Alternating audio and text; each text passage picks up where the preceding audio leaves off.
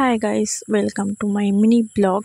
তো দেখতেই পাচ্ছ আমি দোকানে এসে লাইন দিয়ে দিয়েছি, আর ডেকোরেশন দেখে তো বুঝেই গেছো দোকানে হচ্ছে হালখাতা। আর আমি এসেছি আমার লাইফের প্রথম হালখাতা করতে, যেখানে এসে আমার দেখা হয়েছে এই যে আমার সাথে সবসময় দেখবে যে ভিডিও বানায় রোগা করে লম্বা করে শাঁখা সিঁদুর পরে, ইনি হচ্ছে তার বর। ছোটোবেলায় যখন দেখতাম বাবা হালখাতা করে বাড়ি নিয়ে আসে, তখন প্রচুর এক্সাইটেড থাকতাম যে মিষ্টি নিয়ে আসছে বাবা, হালখাতা করে আনছি। এখন হুট করে যখন আমার বাড়িতে আমার নামে চিঠি আসলো হালখাতা, তখন আমি তো হালকা ভাবছি যে আচ্ছা আমি এবার একা একা যাবো নিজের টাকার হালখাতা করতে। তো এটা ভেবে খুব হাসি লাগছিল।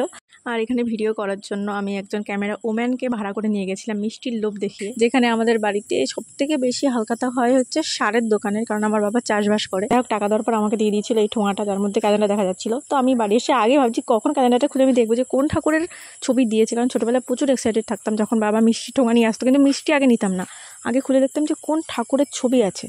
তোমরা সকলে দেখে নাও যে এই ঠাকুরের ছবি আমাকে দিয়েছে। কারণ প্রথমে ভাবলাম যে দোকানের নাম মা কালী জুয়েলার্স, এই জন্য হয়তো মা কালীর ছবি দিয়েছে। পরে আমার পাশের বাড়ি একজনের কাছে দেখলাম যে তাদেরকে আবার অন্য ঠাকুরের ছবি দিয়েছে। তো পরে বুঝলাম আচ্ছা, যার কপালে যেটা ছিল আমার কপালে ওটা ছিল।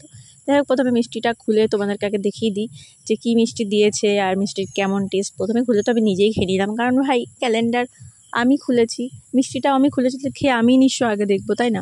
যাই হোক, মিষ্টিটা সেই ছিল। এবার আমার ক্যামেরাম্যানকে তোমাদেরকে দেখাই, যে আমার বৌদি আমার ক্যামেরাম্যান, বৌদিকে খাইয়ে দিলাম মিষ্টি।